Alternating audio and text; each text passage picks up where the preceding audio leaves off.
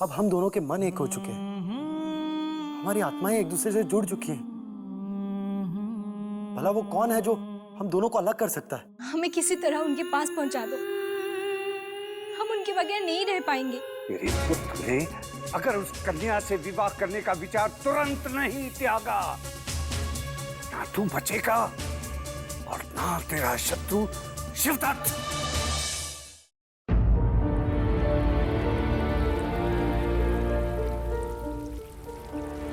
ये प्रेम पत्र हमने अपने रक्त से लिखा है तारासिंह।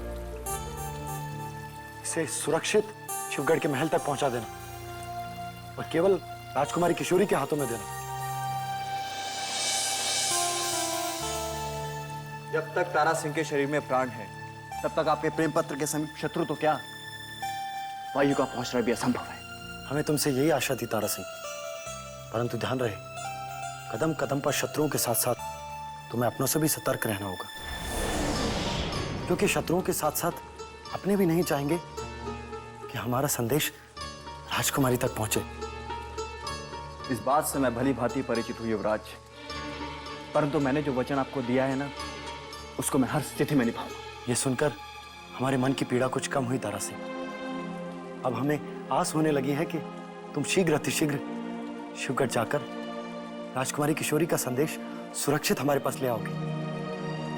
अब तुम जाओ, देर ना करो। यदि भैरव सिंह और युवराज आनंद ने तुम्हें देख लिया तो वो तुम्हारे मार्ग में अवरोध डालने का प्रयास अवश्य करेंगे।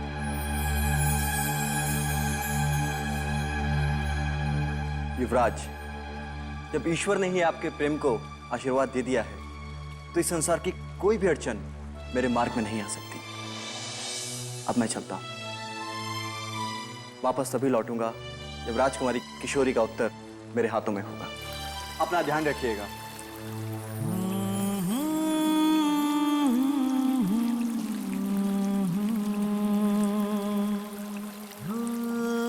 आपके उत्तर की प्रतीक्षा में हम पल के बिछाए बैठे हैं राजकुमारी किशोरी।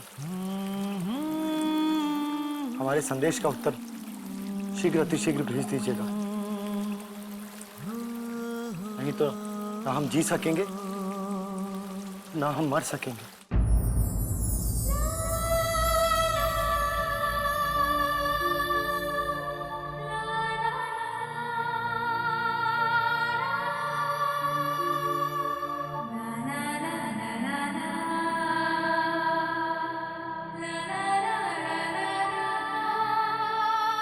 आपने मुझे याद किया राजकुमारी जी?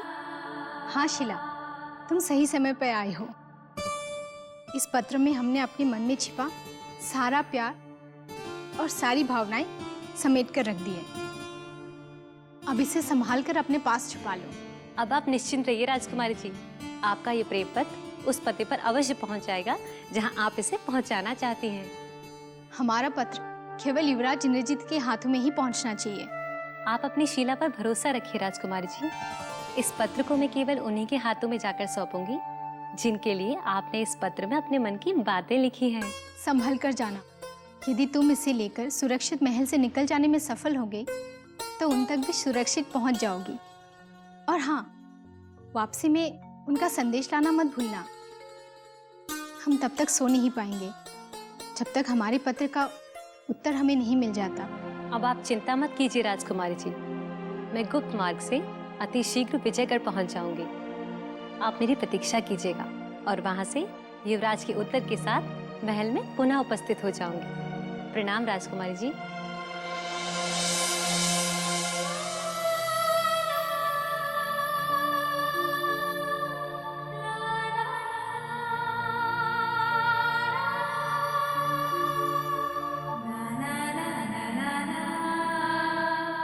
ईश्वर शीला की कठिनाइयों से भरी इस यात्रा को अवश्य सफल करेंगे, इसका हमें पूरा विश्वास है।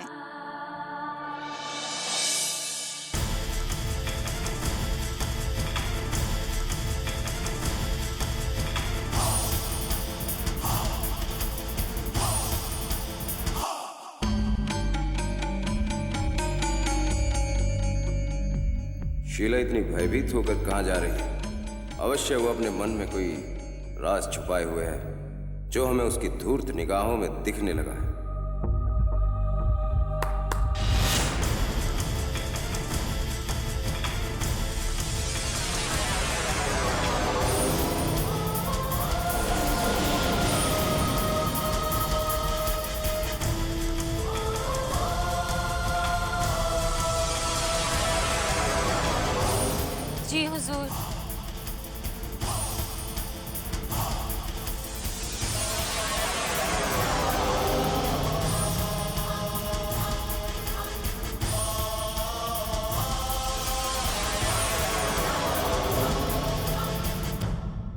प्रणाम हुजूर।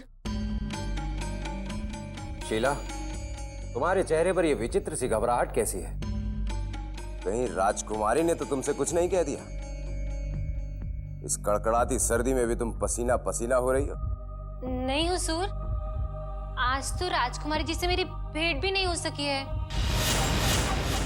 अब यह निश्चित हो गया है कि राजकुमारी की यह कपटी सेविका हमसे कोई गहरा राज छुपाने की चेष्टा में है, क्योंकि ये उन्हीं के कक्ष से निकली है, परंतु हमसे झूठ बोल रही।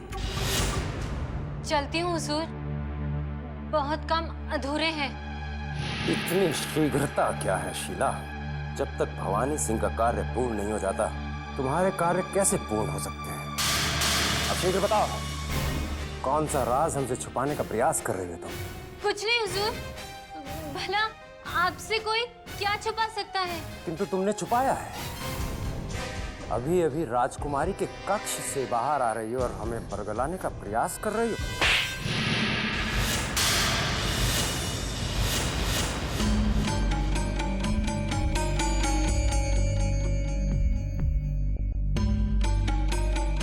या हमें दे दो।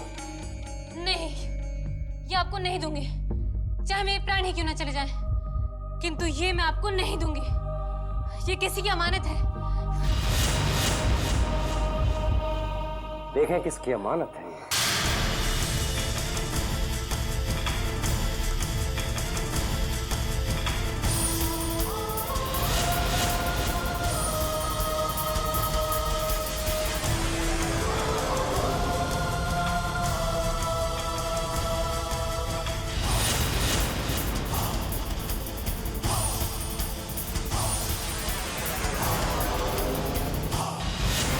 तो बात यहां तक जा पहुंची है।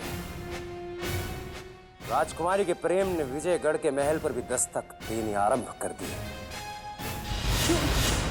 किंतु जाकर कह दो फिर राजकुमारी से कि उसका ये मधुर स्वप्न भवानी सिंह कभी पूर्ण नहीं होने देंगे।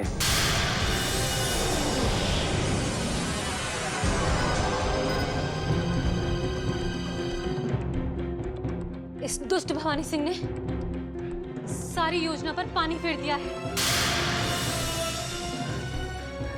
राजकुमारी जी को जब भी पता चलेगा तो पता नहीं क्या होगा। इसकी सूचना मुझे राजकुमारी जी को जाकर शीघ्र देनी होगी।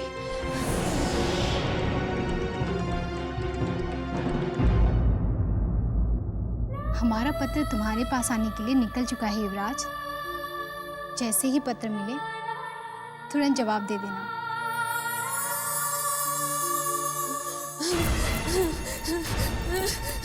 राजकुमारी जी, राजकुमारी जी, क्या हुआ है तुम्हें? और तुम वापस क्यों लौट आई हो? और तुम रो क्यों रही हो? वो कौन है वो? किसके बारे में क्या बता रही हो? हमें कुछ समझ में नहीं आ रहा है। शीघ्र बताओ, किसने रुलाया है तुम्हें? हम उन्हें अभी दंड दे देंगे। वो भवानी सिंह ने आपका प्रेम पत्र मुझसे छीन लिया राजकुमारी जी। क्या? हाँ राजकुमारी जी, उन्होंने मुझे थप्पड़ भी मारे और मेरा अपमान भी किया। भवानी सिंह, उसका ये साहस! हम अभी उसकी इस करने की सजा देंगे। चलो हमारे साथ।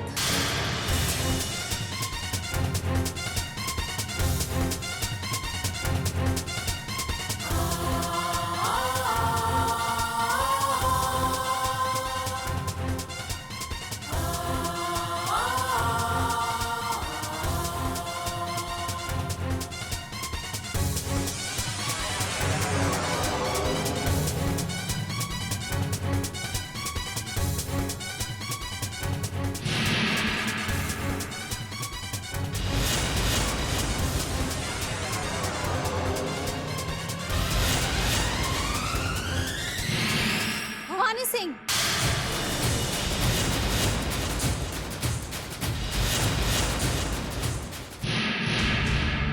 हम जानते थे राजकुमारी किशोरी कि आप अपने कोमल चरणों को हमारे कक्ष में आने का कष्ट अवश्य देंगी, क्योंकि आपने अपनी सखी को राजदार बनाकर शत्रु युवराज को यह पत्र भिजवाने का अपराध जो किया है।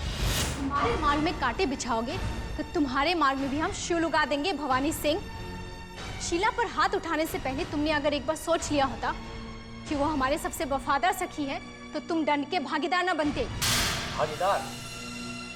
दंड की भागीदार तो अब आप बन चुकी हैं राजकुमारी। शिवगढ़ के सबसे बड़े महायोद्धा भवानी सिंह की दृष्टि से छिपाकर आपकी इस तुच्छ सखी ने राजकुमार को यह प्रेम पत्र देने का अपराध किया है, जो एक राजद्रोह है। यदि महाराज शिवदत्त को यह सूचना मिल जाए तो आपकी अकाल मृत्यु निश्चित है राजकुमारी, क्योंकि शिवगढ़ में राजद्रोह का एक ही दंड है, चाहे वो राजकुमारी हो या उसकी सखी।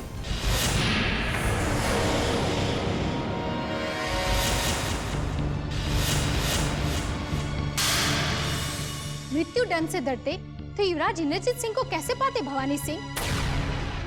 अब हमें पिताश्री का कोई भय नहीं, क्योंकि जिस दिन हमने युवराज की पहली झलक देखी थी, उसी दिन महाराज शिवदत्त की पुत्री की मृत्यु हो गई थी और चुनारगढ़ की नई कुलवधु ने जन्म ले लिया था। किशोरी! राजकुमारी का हो भवानी सिंह, ना ही तुम वंश में हमारे बराबरी के हो और ना ही शक्ति में। हमें पिताश्री के सिवा किसी और का ऊंचा स्वर पसंद नहीं। भविष्य में इस बात का ध्यान रखना, वरना हमारा एक इशारा तुम्हारे समस्त शक्तियों को छीन सकता है। महाराज शिवदत्त की अनुपस्थिति में आपसे विवाद करके हम स्वयं को अपनी दृष्टि में नहीं गिराना चाहते राजकुमारी किशोरी, किंतु महारानी के सामने शत्रु से मित्रता दिखाने का आरोप सिद्ध करके आपके पैरों में सोने की बेड़ियां अवश्य डलवा सकते हैं। ये भवानी सिंह का वचन है। सोने की बेड़ियों को बरमाला में बदलकर युवराज इंद्रजीत सिंह हमें यहाँ से ले जाएगा, ये हमारा वचन है, जिसे तुम भूल ना जाना।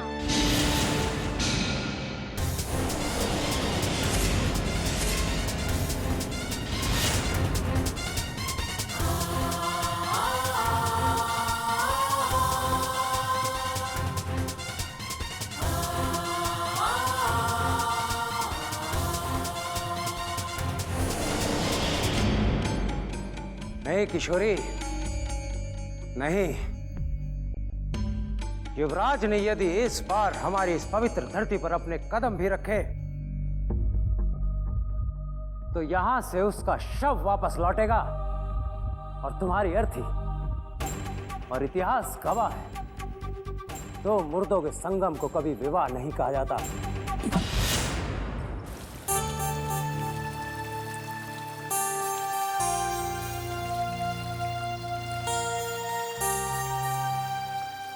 हमारा प्रेम पत्र अब कभी भी आपके हाथों में पहुंच सकता है राजकुमारी।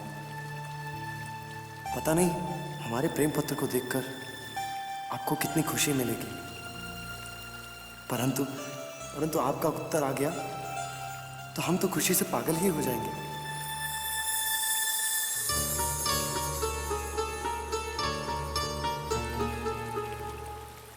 युवराज की जय हो।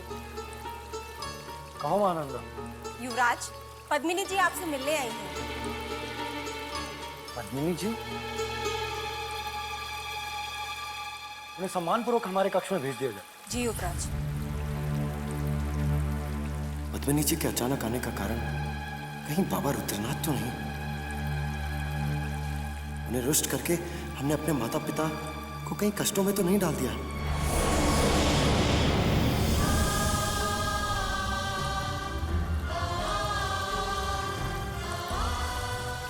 युवराज की जय हो।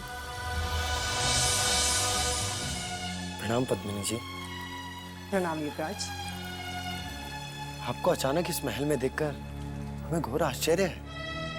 हमारे माता पिता सकुशल तो हैं?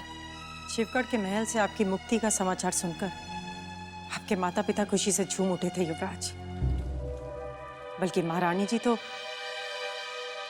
पूरी तरह से स्वस्थ हो गई थी, किंतु शिवगढ़ की राजकुमारी के प्रति आपका झुकाव देखकर उन्हें गहरा आघात लगा युवराज। बल्कि महाराज, वो तो इस चिंता और दुख से टूट ही गए हैं। हमें यह सुनकर बड़ा दुख हुआ पद्मिनी जी, परंतु हमने ऐसा क्या कर दिया कि हमारी खुशी से हमारे माता पिता इतने दुखी हैं? क्या प्रेम करना अपराध है? नहीं युवराज, किंतु अपने शत्रु से प्रेम करना कहाँ की समझदारी है? क्या आप नहीं जानते कि शिवगढ़ की राजकुमारी के पिता हमारे शत्रु हैं। परंतु राजकुमारी किशोरी तो नहीं। ये आपकी भूल है और इसे आपको तुरंत सुधारना होगा युवराज। बाबा रुद्रनाथ भी विजयगढ़ आपसे इसी बारे में बात करने आए थे, किंतु आपने उनकी भी ना सुनी, बल्कि उनसे विवाद करके उन्हें भी रुष्ट कर दिया। हमने उनसे विवाद नहीं किया, बल्कि उन्हें सत्य बताया था। यदि वो सत्य को सहन नहीं कर पाए तो इसमें हमारा क्या दोष है? युवराज, किंतु इस सत्य के पीछे जो अनर्थ छिपा है उसे आप देख भी नहीं पा रहे हैं। अभी भी समय है युवराज, भूल जाइए किशोरी को, जिसकी क्षणिक झलक ने आपको सबसे विद्रोह करने पर विवश कर दिया। यदि आप इसे विद्रोह समझ रही हैं, तो हम विद्रोही बन चुके हैं। यदि राजकुमारी किशोरी और हमारे बीच में कोई भी आया तो हम उसका डटकर विरोध करेंगे, फिर चाहे वो कोई भी हो। क्या आप अपने माता पिता का विरोध करेंगे? क्या आप अपनी उस माँ का आग्रह ठुकराएंगे जो इस संसार में सिर्फ और सिर्फ सबसे ज्यादा आपको चाहती है? आपने अपने आप को इतना कठोर बना लिया युवराज कि किसी पराये के लिए आप अपनों की खुशियां छीन लेंगे। हाँ हाँ हाँ, तो माता पिता अपने संतान की खुशियां नहीं देख सकते? वो संतान से खुशियों की अपेक्षा क्यों रखते हैं? यदि हमें राजकुमारी किशोरी से अलग करने का प्रयास किया गया तो हम सबको सदा सदा के लिए छोड़कर चले जाएंगे।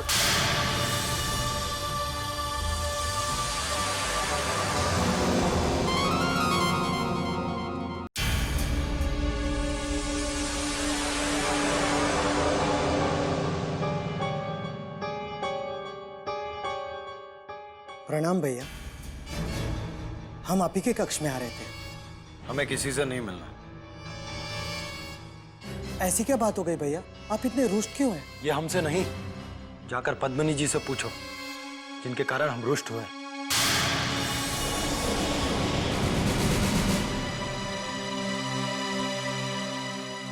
आज से पूर्व भैया को हमने इतना क्रोधित कभी नहीं देखा। ऐसी क्या बात कह दी पद्मिनी जी ने, जो भैया ने हमसे भी बात करना उचित नहीं समझा?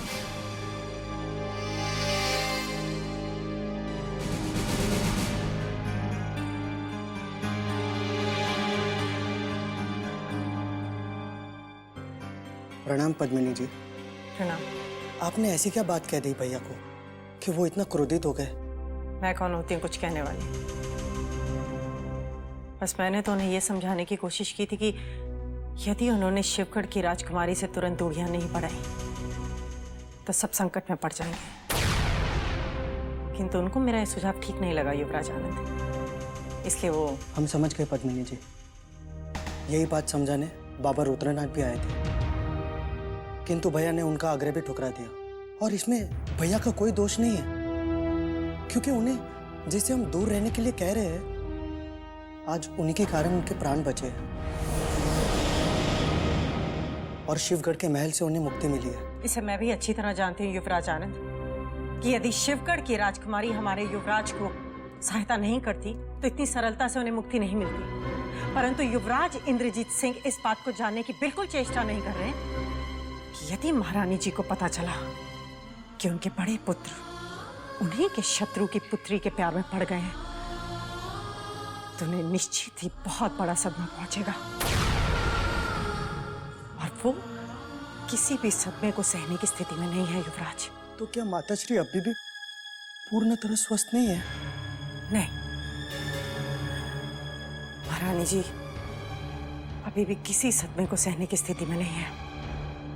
यदि होती तो उनसे उनके पिताश्री और महायोद्धा परमवीर सिंह की अकाल मृत्यु की बुरी घटना छुपाई नहीं जाती। वो तो आज भी यही समझती हैं कि आपके नाना श्री जीवित है और इसी कारण महाराज ने उन्हें आप दोनों भाइयों से मिलने अभी तक विजयगढ़ नहीं भेजा, क्योंकि यहां आते ही सत्य उनके सामने आ जाएगा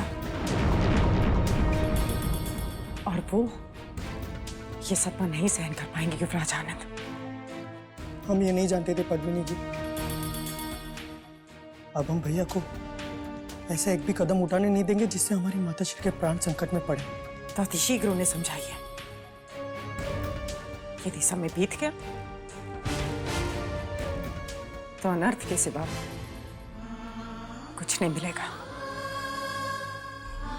अब सब आप पर और युवराज इंद्रजीत सिंह पर निर्भर करता है। मैं चलती हूँ। प्रणाम युवराज।